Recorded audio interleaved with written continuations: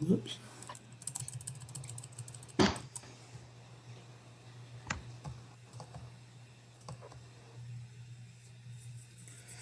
All right, guys, welcome back to Everything College Football Podcast. Today, I'm here with one of my good friends, Hunter. How you doing, Hunter? I'm doing good. So today, we're going to be breaking down the top 10 quarterback rankings before the 2021 NFL Draft. I did the odds, he did the evens.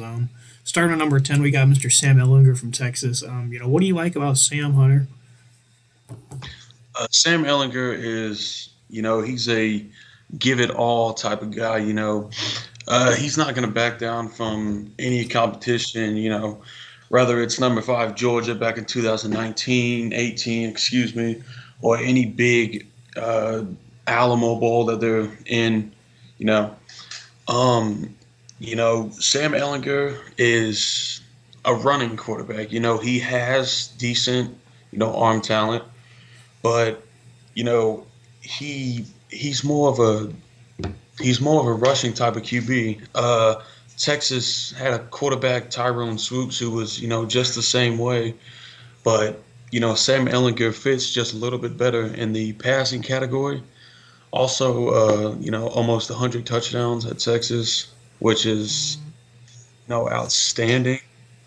Uh, you know, it's just Yeah, NFL coaches are going to look at arm strength on Sam Ellinger, and they're gonna, have controversy with it. You got to have a quarterback that can throw, and if Sam Ellinger isn't, going to develop into that, he'd be more used as a, red zone QB. yeah, Ellinger, he's a guy you want in your locker room. Great leadership. He plays with great confidence. You see it when he runs. He's a powerful runner. He lays his shoulder pads down, plays through the whistle. But, the drawback really is the lack of arm talent. Shaky accuracy, completed under 62% in his 4 years at Texas.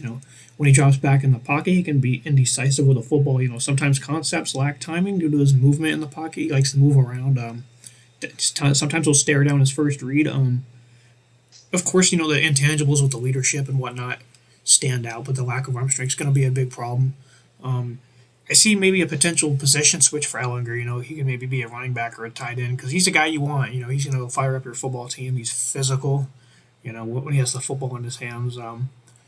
So I mean, there's a lot to like about Ellinger. He puts his heart in every single game. He's seen that at Texas. He bleeds Texas orange. I see him going late day three. Do you see a potential position switch for Ellinger if things don't work out at quarterback? He could possibly, turn into the Taysom Hill of the NFL. Taysom Hill when he came out of BYU, I believe. Um, Hill exploded into that all-around player. Blocking punts, uh, catching, catching passes. Uh, if he works on that over the off season, depending on if they want him to switch positions or not, Sam Ellinger could probably be the new Taysom Hill. Yeah, that's just speculation on my end that a potential position switch could be in store. He might show up and do really good things at quarterback. I do think Taysom Hill's a good comparison. He did a little bit of all that when he was at BYU. Phenomenal runner. Um, didn't He wasn't as physical as Sam though. Sam's the more physical, but I do think that's a good comparison for the skill sets. I see the 49ers, the Saints, like we mentioned, and the Seahawks, probably the best fits for him to get in there and develop under one of the veterans. Yeah, that is true. Moving to number 9, we have Kellen Mond from Texas A&M. There's a lot to like about Mond. A lot of experience in there. He's very coachable. He's coached very hard at Texas A&M. What do you like about Kellen Mond? Coming at from a Florida fan, I like when we play Texas A&M. Kelly Mond, he had the arm strength, the mobility. He was just named the MVP of the Senior Bowl, which is outstanding. Maybe boosted his draft rating. Not really sure though, but I feel like Kelly Mond is might be a steal, might not. He's going to go on the later day, maybe day three, potentially uh, late fourth round, and plus, um, he's one of those guys that is special. I'm not going to compare him to Johnny Manziel, but I mean, Johnny was him, But Kellen Mond is, developed throughout his 4 years at Texas A&M, which is, amazing. Yeah, he developed but never really showcased big improvements over his career. Nothing that really stuck. His accuracy is a concern. He has moderate arm strength. I think it's a little bit above average. He doesn't have any major drawbacks in one category, but there's a lot to work on. He has his throwing motion for one. He keeps the elbow high and tight, so he can't really change the angle on throws. He has solid mobility. He can make plays out of the pocket. I think he's a true developmental prospect. I think he can be a serviceable backup. I like the velocity and the ease on his throws. Even though that throwing motion will probably have some work. Um, he's like I just mentioned. He's coachable. Jimbo coached him very hard at Texas A&M. That's a big thing in the NFL. Being able to be coachable. So we have him here at number 9, but he could potentially sneak into the third round because I think he is one of those project guys who has a high ceiling. Yeah, yeah, true that. Moving to number 8, Hunter, you have Mr. Shane Buechele at SMU. He actually started his career at Texas, ended at SMU as Sam Ellinger kind of came in and took that job away when Tom Herman was there. How are you feeling about Shane Buechele? Uh, he's, fifth year quarterback, played for two teams. Shane actually threw for almost 4,000 yards in his 2019 season, which is amazing. Uh, you know, 307 passes completed at 490 with 34 touchdowns and 10 interceptions. Uh, numbers kind of fell off in 2020, but interceptions went down, but so did the touchdowns. Uh, he's a quarterback that, he's a not more of a mobility guy. He's more of the good pocket. He can run, but I feel like he'd rather stay in the pocket. Yeah, Um, Buechele's biggest drawback, is probably his arm strength. Throws on the opposite side of the field, they lack accuracy big time because it takes his body a larger amount of force to get him there. He doesn't have a lot of standout abilities. He's moderate at best at the things he's good at. One thing he really does well is he keeps his eyes downfield when he's pressured. He can step up and find his man. Great vertical passer. He has good accuracy going west, east, and west. I think he could be a solid QB to start in a rebuild. To see what he's got. I think also if he could be like a Gardner Minshew type. We can impress if he's in the right situation. I think he can be another one of those serviceable guys. I think his ceiling's already kind of in place, but he can play for many years as a suitable backup. I see the Packers, the Vikings, and the Pittsburgh Steelers as the best landing spot for Bouchel. How do you feel about that? yeah, I mean, Steelers is debating on whether Big Ben's going to return. Obviously, Kirk Cousins is getting on in years. You know, uh, with Green Bay, knowing what Aaron Rodgers is going to do, who knows if Jordan Love is, that QB that's ready to lead. Um, it's just something that teams are going to have to look at, going towards the future, what he can bring to the table for any NFL team. Yeah, I think Minnesota with all the weapons they have, I think that'd be an interesting fit and see what he can, get him in there in a preseason game, see what he can do, have him learn behind Cousins a little bit. I think he'll play many years. He feels like Raj has good mobility. He doesn't have elite traits, but he's pretty solid at everything. And I think that's what's going to keep you around as a long-term backup. Yeah, he is definitely. Moving to number 7, Jamie Newman. Well, it's listed as Georgia, but he really never played at Georgia. He started his career at Wake Forest, transferred to Georgia, and later opted out of the season. A lot of people recommended him staying at school for the final year. He decided not to. I think that kind of hurt his draft stock. How do you feel about Jamie Newman? You gotta love his height. You get his height and weight. 6'4", 230 QB. I mean, you can't really ask much of that. I feel like Jamie Newman could have had a good season. JT Daniels stepping in was I think JT's gonna explode next year for Georgia. So I feel like Jamie Newman did the right thing and entered the draft this year. At Wake Forest, a dominant quarterback. But never really got to shine. With harder competition in the ACC as Clemson. A couple losses to teams that probably shouldn't have been. But other than that, I mean, he's a good quarterback that I feel like could potentially be a QB2 type of QB. Yeah, I think Newman really moves well for his size. The inexperience is a concern. Only 1 year as a starter. He played the final few games in 2018. But, like you said, his frame 6'4", 230. He's a very physical runner, especially in short yardage situations, kind of comparable to a Jameis Winston, I guess you could say, in terms of size, but a better runner. Toughness, resilience. His biggest drawbacks, though, when it comes to throwing, he's kind of predictable. He often locks on the one target, stares him down. He's not the very best when it comes to the mental processing. He's only accurate in the area. He's not a precision passer. In the NFL, you need to be spot on. He's not going to be able to put zip on the ball.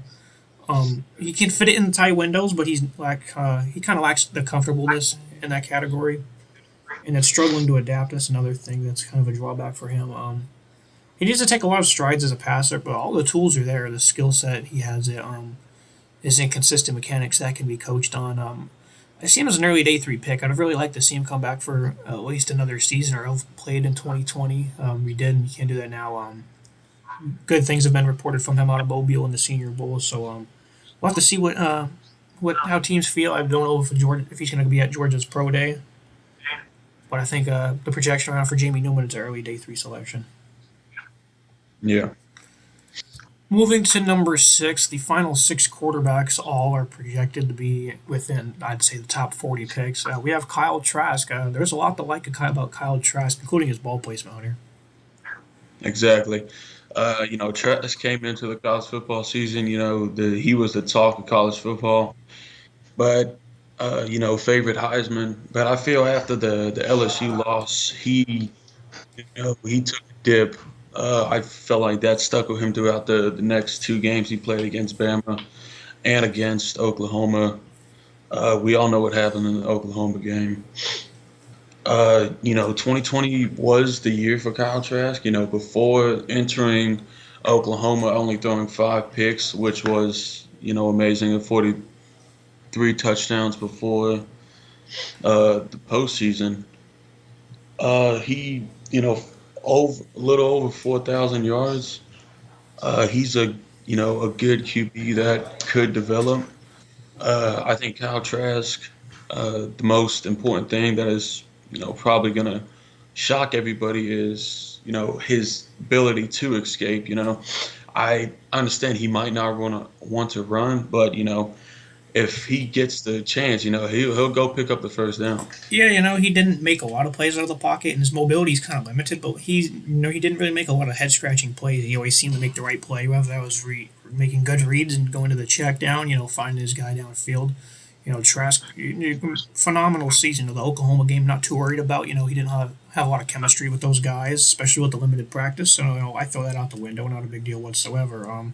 He doesn't have flashing arm strength. The velocity doesn't exactly carry downfield. He doesn't have a laser of an arm. He's not going to fling it into a pocket or fling it into a tight window.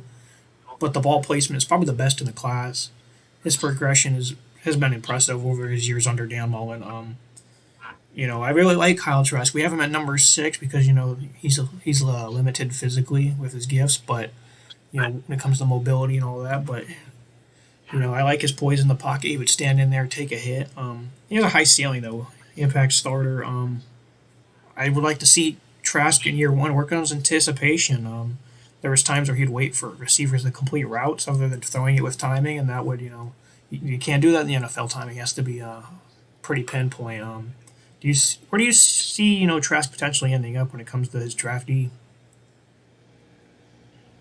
Kyle Trask, I mean, could be potentially second rounder, third rounder, or even, in the mid first. I feel as if he doesn't get picked, that the teams that actually possibly need a backup quarterback, probably, to the second round of the NFL draft where he could fall. The Steelers, again, one of those teams would probably be a good fit for him to sit and develop. A team like that could be in line for him if they don't go with an immediate starter. Could you concur with that?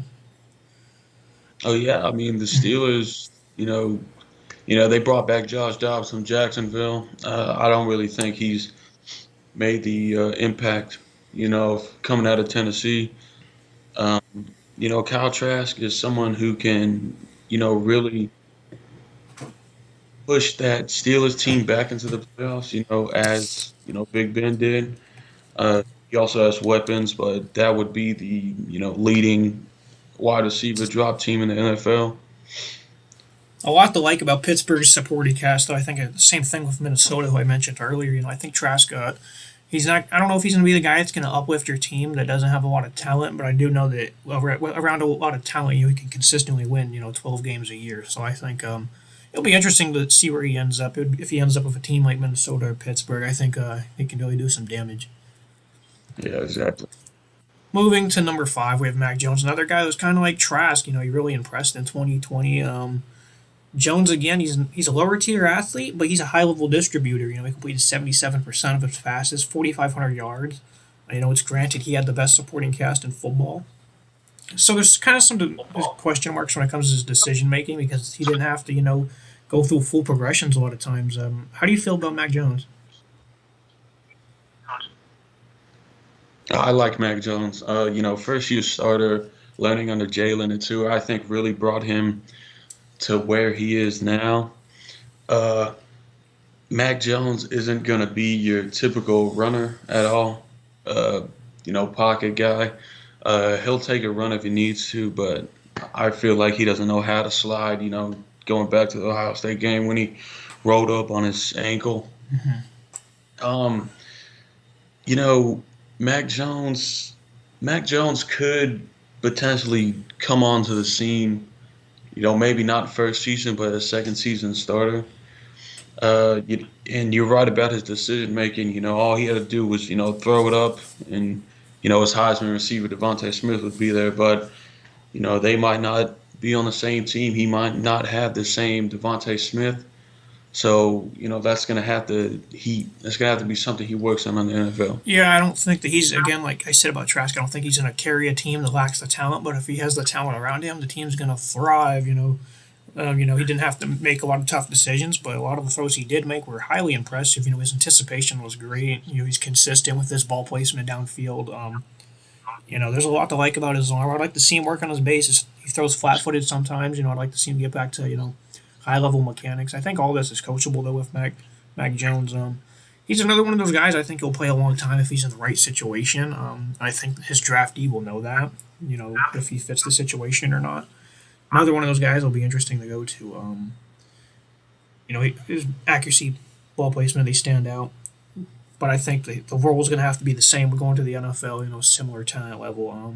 What team do you think? I noticed we mentioned the Steelers and the Vikings. Is there any other team that would probably be in potential for a distributor like this? Yeah. Potentially Mac Jones going to the Indianapolis Colts. Uh, I understand they have Jacoby Brissett, but he's also, They don't seem you know, very committal to Jacoby. Mac Jones could be that, pocket type of guy. He has one of the best O lines if he was drafted by the Colts. An outstanding, Jonathan Taylor, Naheem Himes. He has a good wide receiver course too, as Michael Pittman could develop. He played outstanding this year, besides in some games. The tight end core he has would be amazing. And, the Colts probably, take a wide receiver in the second round if they do choose to go with Mac Jones in the first round. And, they could potentially be a playoff team for the next, couple few years. Yeah, I think Indianapolis would be a really the ideal situation for Mac. It'll be interesting to see like Trask who goes there because they could probably go either or. I think this quarterback class is very interesting. After 1 and 2, the marbles will start to fall, but a lot to like about number 5 and number 6.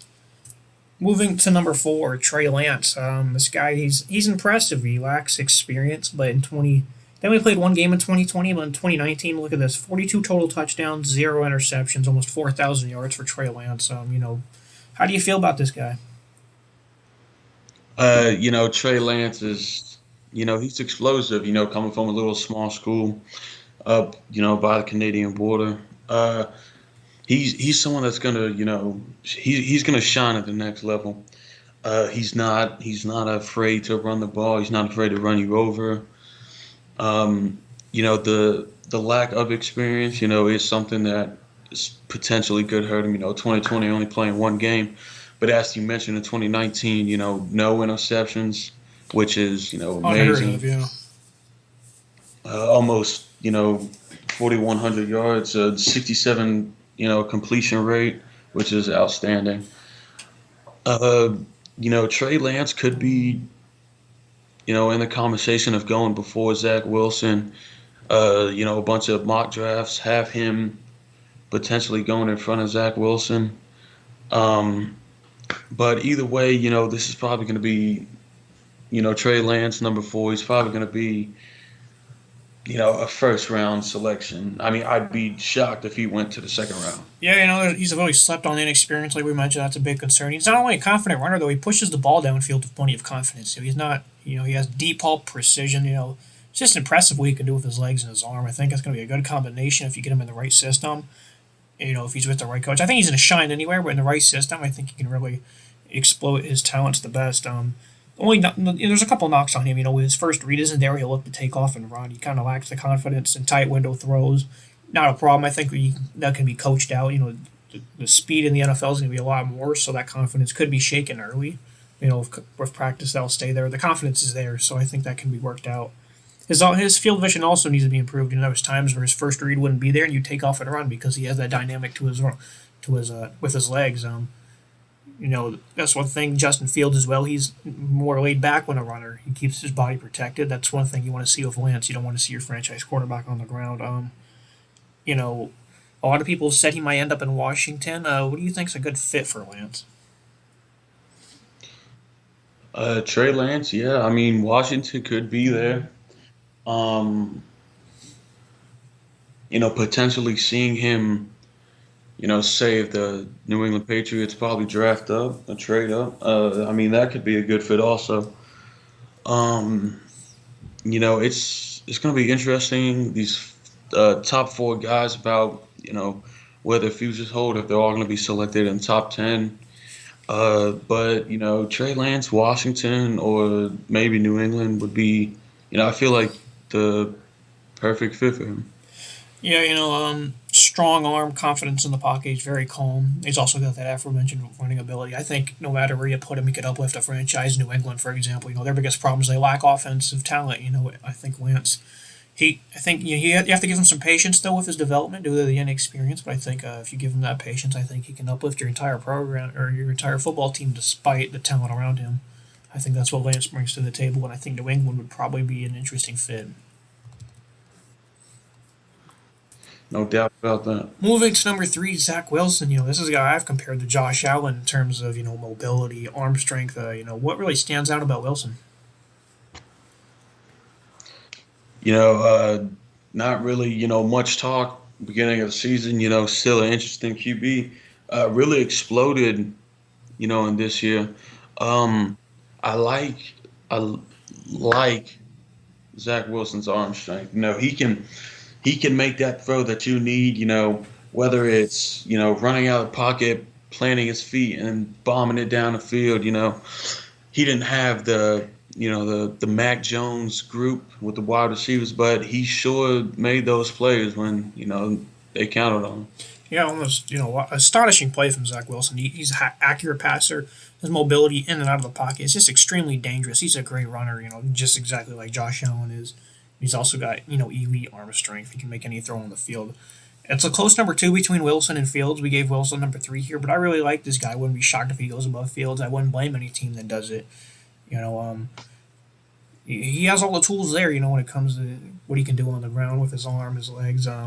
He works through his reads. He's very accurate. He really showed improvement in accuracy in 2020. That's one thing that really stood out about him.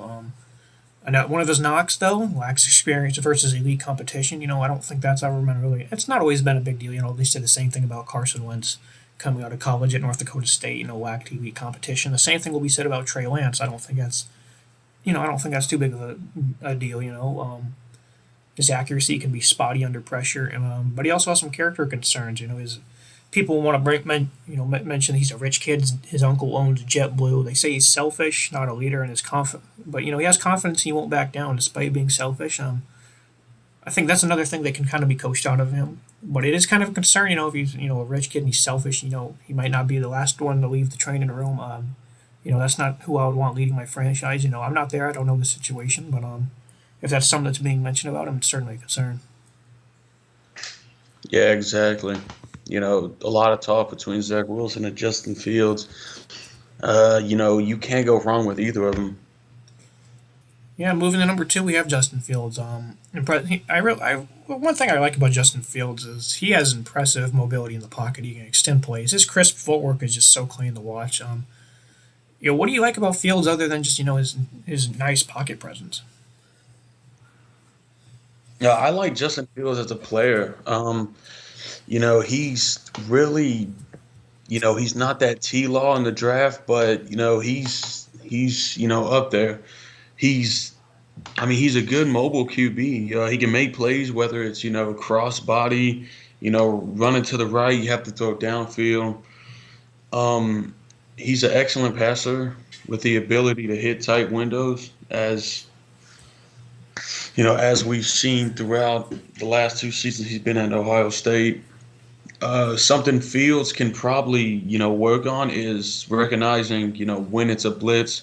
I feel like that's something that is gonna you know torture him in the NFL when he does get drafted. Is recognizing blitz. Defensive coordinators nowadays do a great job disguising, and college and NFL's. They're the same blitzes, but it's a lot more bigger people coming at you. Yeah, it's nice that you mentioned that. He only has 22 starts though. So granted, he's still learning the position rather. Indiana, that's something they did. He threw three picks. They really disguised coverage. They really fooled him on that. That's one thing that really stood out on tape. It concerned some people too much. I wasn't really too concerned about it. He's still young to the position. Because overall, he has great velocity, superb arm talent. He showed that against Clemson. He hit Chris Olave on a ball that was like 60 yards in the field, perfect placement right into his hands. You know, he has the abilities as a runner, like we've mentioned, like everyone knows. He runs a 4.5, and he preserves himself as a runner. That's a big deal in the NFL. You don't want to be playing yourself into injuries. I see Fields going top five. I think he's going to develop when it comes to being able to make reads. He has all the tools there. He has all the physical gifts. I think he's going to be a phenomenal player. Where do you see Fields outside the top five or inside the top five? Yeah, I see Fields in the top five. Um, depending on whether Zach Wilson is taken or if Penel Sewell is going top five, which he probably will. It's kind of I dependent on see. what the Jets do. I'd like to mention. I think whatever they do, I think that's what the cards will start to fall. If it's Fields they take, then that's who they take. If they go Zach Wilson, Penny Sewell, that's when I think the cards will start to fall. But continue on your point. Yeah, if Zach Wilson is taken before Justin, I could potentially see Justin Fields going to the Atlanta Falcons, maybe. As Matt Ryan is getting old, and there's a great group of young receivers up there, plus Julio Jones, which is also getting old as well. Calvin Ridley, Russell Gage, very talented group, and I could see them, you know, exploding maybe a couple years down the road. Yeah, I see the Falcons as really the best fit. It could be a great bridge into the future because Ryan still has a couple years under contract. They can actually get out after 2021, I believe. They can get out after that. Let Fields sit behind and learn for a year. Whatever they do with Julio, they can keep him. They can trade him away for some assets. But they do have Calvin Ridley, and I think Fields. He doesn't have to have elite talent around him to showcase his skills, but they'll continue to work on that. I think that's just a perfect fit overall as the Falcons. I do think, like I said, the Jets might be in consideration. While the Panthers could also be a team to watch. I love Teddy Bridgewater, but there's been talks that the Panthers could go ahead and get another quarterback to secure themselves for the future. I think the Panthers are going to be a great team. So whatever they do, I don't think is a bad decision for Carolina.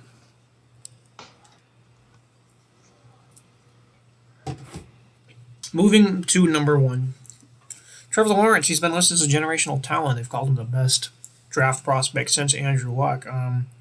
There's a lot to like about Trevor Lawrence. How do you see his projection at the next level? He's potentially a lock to go to the Jacksonville Jaguars,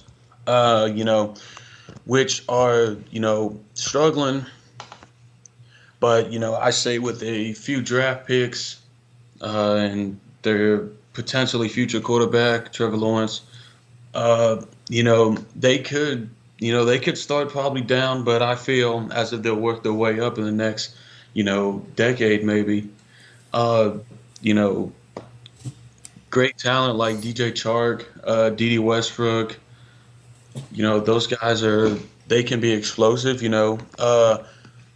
Maybe comparing Trevor's wide receivers that he had to Jacksonville's wide receivers right now. DJ Chark, the T Higgins without you know crossing out the speed that DJ Chark has to T Higgins. I feel like it's kind of a match, and also with Dede Westbrook, Amari Rogers. Those are two guys to look out for that could break out potentially. When Jacksonville picks Trevor. Yeah, the Jaguars also have Colin Johnson, Laviska Shenault. They have pretty solid talent. I don't think this is a bad case for Trevor whatsoever. They also have James Robinson, who shined as an undrafted free agent. There's plenty of weapons. I think if you insert Trevor, he has the potential to uplift a team regardless. With that talent, I think they can maybe make some magic. We speak about his elite physical gifts. He's blended with exceptional IQ, the intangibles, the elite arm talent. There's just nothing but a long list of pluses when it comes to Trevor Lawrence. He can make any throw on the route tree. The zip and the velocity is just highly impressive. Do you see any areas that Lawrence really needs to work on, or are you pretty happy with his overall skill set? Uh, you know, I don't think there's really stuff to clean up with Trevor. Besides locking on to a one man throw. Going back to what I said about his targets, he's going to have different people to go to. I understand he have Justin Ross this year because of heart condition, so it was more of the Maury Rogers show. Um, but you know, Trevor Lawrence, if when he gets good protection, I don't think he can be stopped. Yeah, even if when the protection is lacking, he's got phenomenal pocket presence. He can step up, make a play. Overall field general, he's an underrated athlete as well. He can take off and make runs. I like to see him protect his body a little bit more. I think we'll see that at the next level. Passes. Well, the one thing I'd like to see him clean up. Passes will sail on him when he's on him with set his feet. Against Ohio State, he missed a wide open target as the rush. Caused him to throw off his base. Sometimes he likes to unload downfield. And that's another thing. He has the arm talent. He likes to use it. There's just a little bit of deficiencies. These aren't massive drawbacks, you should say. Just some things that kind of stand out on film. You like to see him work out because everybody has their flaws. His anticipation at times was also a little spotty. Everything, like we said, is coachable. I don't think any of this is really a big deal. I think that he's very deserving of all the hype he has received, and he'll have to prove it on the field once he gets drafted. Yeah, exactly. And I understand he's not a loser. Two losses in college career, but Yeah, winner as well. change have to go down a little bit. Yeah, and also like I mentioned, he has great mobility for his height. He's 6'6". I believe he's about 220. Great mobility for being that tall. Like you said, winner, 37-2, three college football playoff berths in his time at Clemson. He also really shines in big time games. Um, Very excited to see not what just Lawrence can do, but the rest of this QB class, especially numbers 1 through 6. I think all these guys will be taken within the top 40. A lot going on in the NFL when it comes to quarterback. Anything else you have to add? Any other guys you might think will be standouts? That could probably flash under the radar when it comes to this off season in the draft.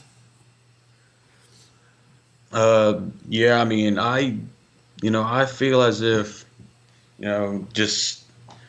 just being that the running QB, as in Sam Ellinger, might go undrafted, but any team that potentially picks him up, I feel is getting a good deed.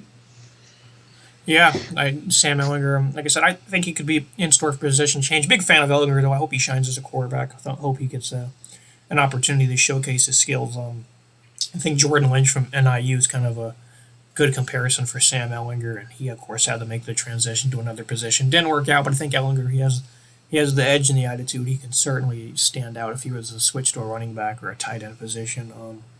If you don't have anything else to add, we'll go ahead and wrap this up. I'm good if you're good. Yeah, man. Appreciate you guys for checking us out, Hunter. Appreciate you having you on. Everybody leave a like and subscribe. And everybody have a good day.